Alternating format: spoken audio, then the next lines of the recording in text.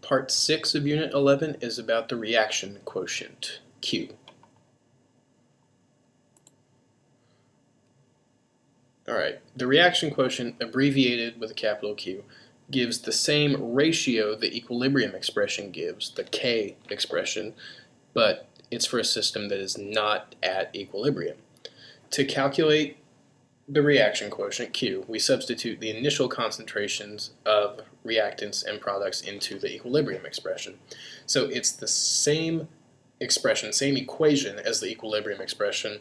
It's just values that are not necessarily at equilibrium. If we find that K is equal to Q, equilibrium constant equals the quotient, the system is at equilibrium. If we find that K is greater than Q, there's too much product and the equilibrium is going to shift to the left. It's going to make more reactant to get rid of that product. If K is less than Q, there's too much reactant and the equilibrium is going to shift to the right to get rid of the extra reactant. The shortcut to solving this, in case you can't remember which way it needs to shift, you just need to think alphabetically.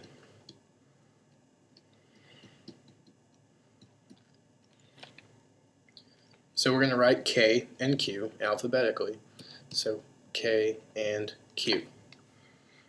So if K is less than Q, as long as we write them alphabetically, we can use a neat little shortcut. We'll turn this equality symbol into an arrow.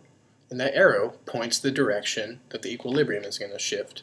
This is going to shift to the left. It's going to make reactants.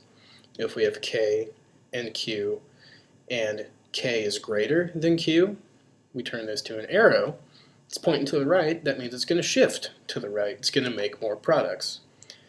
And remember, if K equals Q, it's at equilibrium.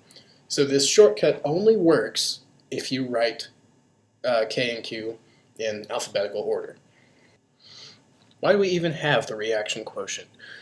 We use it to determine if a system is at equilibrium or if changes that follow Le Chatelier's principle have to be made for the system to reach equilibrium. Remember that only concentrations at equilibrium go into the K expression. So this is pretty easy, right? Your question for this section: for the given reaction, the value of K is 0.06.